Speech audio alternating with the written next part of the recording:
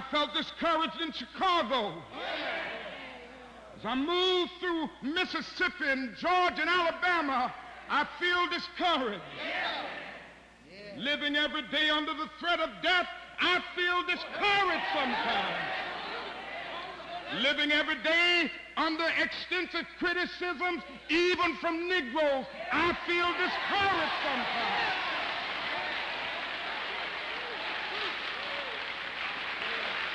Yes, sometimes I feel discouraged and feel my works in vain. But then the Holy Spirit revives my soul again. There is a balm in Gilead to make the wounded whole. There is a balm in Gilead to heal the sin-sick soul. God bless you. This is a dangerous groups that we're dealing with now. This is a dangerous groups that we're dealing with now. Welcome to Good Aim. Video number 2. Come on. Follow. This is a dangerous groups that we're dealing with now. Freedom and recognition between black and white people in this country without destroying the country, without destroying the present political system, without destroying the present economic system, without rewriting the entire Constitution. It would be a complete destruction of everything that America supposedly stands for, before a white man in this country will recognize a black man as something on the same level with himself. And this is why the Honorable Elijah Muhammad teaches us that the best way to solve the problem is complete separation. Let the black man, those of our people in this country who want to, have a country of our own where we can go and stand on our own feet and solve our own problems and not have to continue going to court or waiting for some politician to legislate for another 102 years. The Tulsa community of Oklahoma is a fairly affluent black community.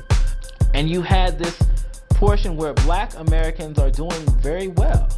And there are segments of the white population who did not like this. As the success of Tulsa's black district grew, so did the underlying resentment among the white community.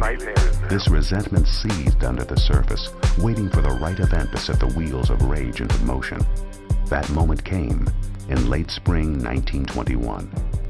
And so in February 1921, my mother and father decided that he should go to Tulsa, where he could perhaps make a living practicing law. My father went on to Tulsa, and he would bring us there at the end of the school term. So we were all packed and ready to go. And he was to come for us and escort us to Tulsa. We were waiting for him to come, and he didn't come, and he didn't come, and he didn't come. On May 30th, 1921, Dick Rowland, a 19-year-old black shoeshine man, stepped into the elevator operated by a white 17-year-old girl named Sarah Page. As Rowland entered the elevator, he tripped over Page's shoe. In an attempt to regain his balance, he reached out and grabbed for her arm. Surprised, Page let out a scream that alerted nearby businessmen. A frightened Rowland ran from the elevator. This innocent event was the spark that ignited the most gruesome race riot in American history. When modern people think of a race riot, they think of the LA riots or the Cincinnati riots that happened, where beleaguered black classes would take out in the street and start looting and burning. What race riots for most of the 20th century was white thugs going into black communities and indiscriminately clubbing black people, killing black people. Rowland was quickly arrested and taken to the courthouse for a trial.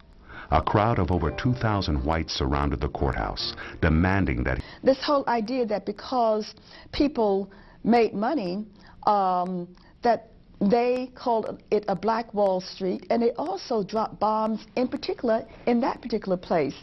And about 70 people or more were killed. My father said that he saw the bombs being dropped from planes over the black section of the town.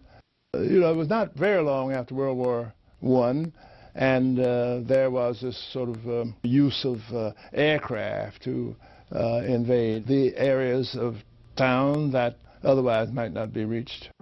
After the bombs, an estimated 10,000 white rioters descended upon Greenwood. The armed whites broke into the black homes and businesses, forcing the occupants out into the street, where they were led away at gunpoint to one of the growing number of internment centers. Anyone who resisted was shot.